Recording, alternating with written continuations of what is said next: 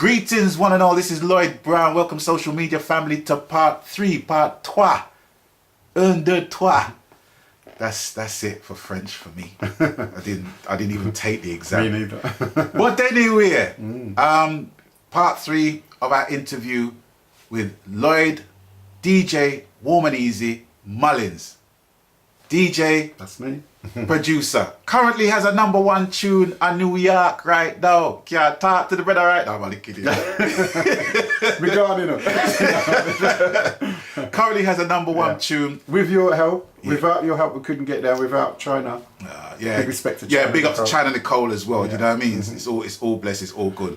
But the last episode we was talking about your time, your adolescent time, high school time onwards, with the music, with sound systems, the culture in Hitchin, and Luton, and the culture in London that you embraced, and the sound system that were of great influence to you, namely Fat Man.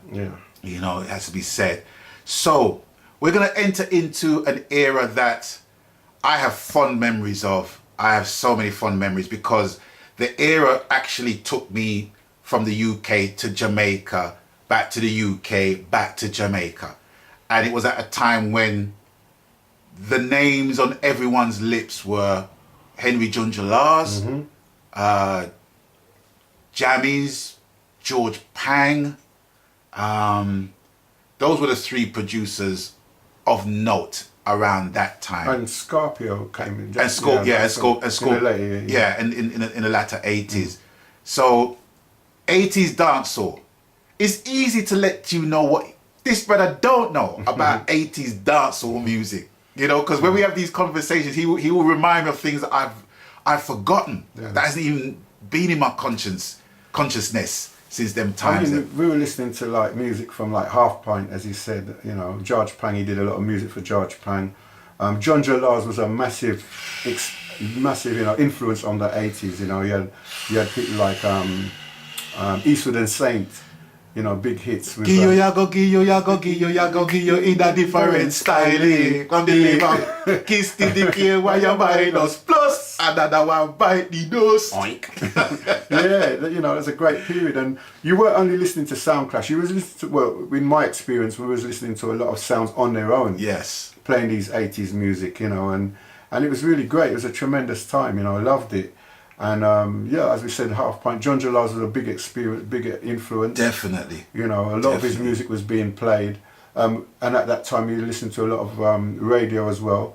With you had people like Frankie Paul, he was popular at that time. Black Euro, you know, early before he was King Jammies, he was Prince Jammies. Yes. You know, and he used to work with King Tubbies before as an engineer to start with. You know, so Jammies came along in the late 80s. Early 80s, it was more like Junja Lars. You had people like Liquor John, used to have a lot of music. Yellow Man. Stop.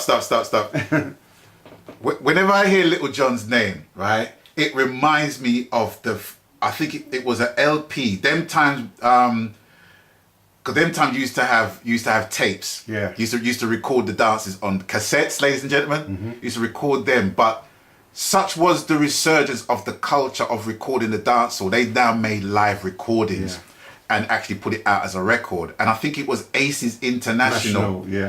Greensleeves put out an album with Aces International. And I remember Liquor John. Yeah. Cheated like a fool. You don't know how to make me cry. True Confession. Yeah, True Confession. I'll never forget that. Yeah.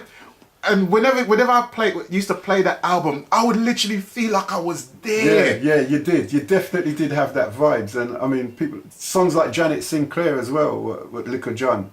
You know, if you have a problem with your love affair, right, you know, Janet you actually Sinclair. felt like you was in that environment at the time, even though you wasn't there. The live recording sounded really good. Yeah. Absolutely.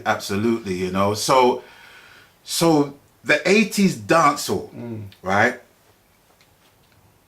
You had to bring your sound for starters. You had to bring your sound. None of your MP3s and your hard disk and your hard drive and your laptops. One turntable. Yep. And you talk in between and over the tune. So you have to make sure that you full up the dead ear with something that's gonna hold the people. One selector as well all night, and one sound. Yeah. Those were the days. Yeah. Yeah. So like you said, so the 80s dancehall. The Jamaican sound systems were making a resurgence over here as well, alongside the Jamaican producers, because Greensleeves as a record label were more or less harnessing the talents of those individuals and basically bringing those tunes into the sound system culture in the UK as well. I've never seen so many records in a sound box. Can I stick a pin there as well? As you mentioned records at that time as well, although I wasn't a sound man at the time as a selector or anything like that, because we was going to the dance and hearing all these music, it make one go record shop go buy music too.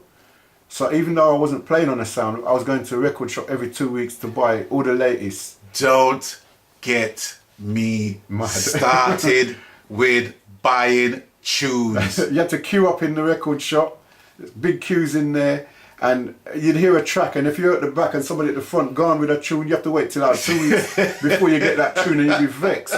And then you'd spend off your money, you bring like a £70 in there to spend, and when you done spend that £70 now, and then you start your tune, you have to go back at the bank to get some more money, because the man them trick you, them play all the weak tune them first. You know what I mean? And trick you. Yeah, you have to learn. It's a learning curve. I know this might seem like a foreign language to some other DJs out around right now, you know, who feel say that the tunes them that we put out nowadays don't cost nothing for you to get. You have to spend money. You have to spend money. And we enjoyed spending money as well, because part of the art of it was, if you want to be a sound man, you had to get music what people weren't hearing so regular. You want to be the exclusive. Not as in special, but you want to be able to play a little bit different from everybody else so that you can draw your own crowd and build up your own profile. So and that's something else. It's good you mentioned draw your crowd, because it is fair to say that a lot of DJs, a lot of sound systems had their followers. Remember, this is pre-social media, right? So whenever a sound would basically go and play at a dance at a certain place, they would have their followers following them. That is the thing that I noticed now. You go to a dance now and it's empty from the start and it build up. Then if you're going to and you're bringing your sound to a next man's area, that place full up already, and your crowd fill it up even more, which is another good thing. You know that you're going out, you're going to enjoy yourself because there's going to be a crowd no matter what. So it's up to you now as the entertainer to keep them entertained all night. You know, from 9 o'clock in the evening till the morning, whatever it was, or if it's a normal club from say 10 till 2 with an artist. Music's being played and it's not being repeated either. Not tune play over and over. You have to come with something different or you get luck off. Yeah. Serious thing. Serious thing. So we're gonna move from the joyous atmosphere of going to a dance and hearing these sounds play to the more cutthroat, dark art, arms house things we know as sound clash. Yeah. Right? Now sound clash, for the uninitiated, basically, and I'm if you don't know what a sound clash is, then you're on a different planet. You're on a different planet. But just to put it in a nutshell, it's more or less a duel between two sounds and two selectors using their brain knowledge. Yes, and you know that's what I have to big up Ribs, because I used to watch. They used the music. The music did the talking first before the man on the mic. Sometimes you hear the lyrics in the song. It weren't specials neither. Yeah. You know, it's certain tune that you use and you drop it certain time. It make a boy have to dress back. And say, weird. You have to come good. Because I think the mistake that a lot of people make is that current day definition of a sound clash is not what the sound clash was defined for then times there. With the lack of resources that we had them time. Because remember, pre-hard drive, pre-laptops, pre-MP3s, pre-CDs even. I mean, can you imagine? Yeah. No CDs running them time. They're one deck. And the thing is, you had to bring your sound. And even if the other sound were playing the better music, if their sound quality weren't good, you lock them off. The crowd would want you to lock them off, you know. So, and it was all friendly as well. Yeah. You know, it was a friendly environment still. Yeah, no cussing off one another about your personal about your mother stuff. this and your mother that. Nah. No, or where you come from. It's about the music. Absolutely, You know? absolutely. So we're going into the sound clash thing. Mm. So, what was your earliest memory of the first big sound clash? For me, Yeah. first big sound clash I went to was with Coxon and Shaka in Okay. Club Norwich. Okay. Yeah. And when was that? Oh, that was in the late 70s, yeah. Saying. You know, and Coxon. Well, I looked at it as a draw. Right. I look at it as a draw because Shaka had these vibes where, you know, the sound quality and the effects and all that. Yeah. But then Coxon had the tune them, you know what I mean? It was brilliant. He had all the mic man them, you know, Bikey. I think the dub that was kicking it around that time was the Kunta Kinte dub, wasn't it? Yeah. And Shaka had this tune, tum, tum, tum, tum, tum, tum, tum, tum, tum. Can't remember the name of it now. Tum, tum, tum, tum, tum, tum, tum, tum. That used to play. That was like an anthem for him. Anytime he'd sign on, that tune was coming on. And with the sound system at that time as well, when they done string up, you know, they're testing it out first, and there's crowd in there already. Lights are on. Tops and mid playing for about 15-20 minutes. Then you hear the bass coming and you feel it. Yeah. And you know, so yeah, you're ready for the dance now. You're ready for the clash. Absolutely. You know? Absolutely. That's when you know reggae music is something you feel as well as you hear. Yeah, you know because you used to have some boxes, when you talk about double boxes, bass bins with 4 18-inch in them. You need about 4 or 5 men to carry that in. Yeah. You know what I mean? There's a lot of work. It was a lot of work. Yeah. Loading up the boxes into the van. That was a little excitement as well. It was. From the garage, pick up Yeah. the boxes into the sound and then onto the sound clash. Yeah, because I remember back in my sound system days, man, it's like, you know, it was a matter of protocol where you serve your apprenticeship going in a van back. Yeah. What we call van back, where you sit in the back of the van. And you can't see road. You can't see, always like, yeah. for like 110 miles. It's like, oh, you make a stop to go to the toilet at a service station, you go back in the back of the van. Yep. And then by the time you get there, you have to take the boxes out and lift them up some incline of 40-degree stairs. And the thing is, if it was a local dance now, when the dance done, you find everybody gone. You know, to lift up the box time, everybody gone, you know what I mean? So that's where people are encouraged now by getting paid. Yes. You know, when they're getting paid now, whatever, whether it's a spliff or a weed or whatever, or money, you know, they lift up $2. But that was I don't miss those days of lifting boxes anyway. Yeah. Definitely don't. Yeah. Because some of those boxes, especially if you're playing in house blues and you're carrying them upstairs when the lift's not working. Oh my God, that was Killer. Stop time. I've experienced a lot of that.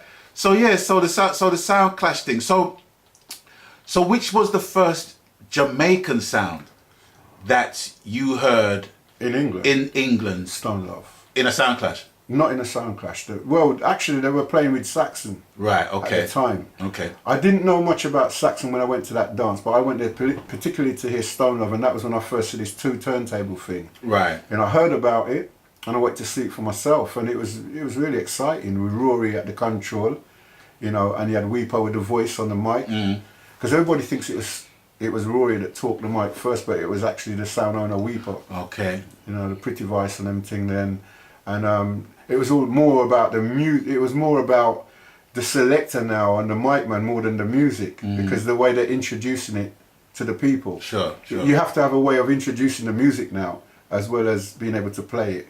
You know, to keep the people moving. Yeah, and that's an art in itself. And I mean, there's one man that comes to mind, always comes to mind when it comes to intros. Johnny Lickshot. Johnny Lickshot, yeah. When you hear John, well, this is not our band. He used to do all of that stuff, and it's like, it was amazing to watch and to hear, you know. And the thing is, it was tolerate. You could tolerate the mic at that time, but nowadays they make too much noise on the mic now, I think. But, Yeah. But we haven't reached that stage. We're still in the 80s, and you know, the sound system. As you said, Stone Love was the first sound that I heard from Jamaica. You know, and that was a new style of sound system performing. You know, it's more about the selectors now, and different selectors playing on the one sound as well. That was a new thing coming in as well. Same. And as you mentioned, with the Jamaican sounds coming over and playing alongside the UK sounds, namely Saxon. But like, I tell a lie, you know. Before I heard Stone Love, there was a sound that came over, and they came to Luton as well, called Ray Symbolic with Rankin Joe. Stop talk there, sir, because we're gonna cut it, because now you talk some history now, because Ray Symbolic and Rankin Joe for me was like one of the creme de la creme sounds of that time, and we're going to speak more about that in the next episode of this interview. So people, thanks for watching, stay tuned, we're soon forward.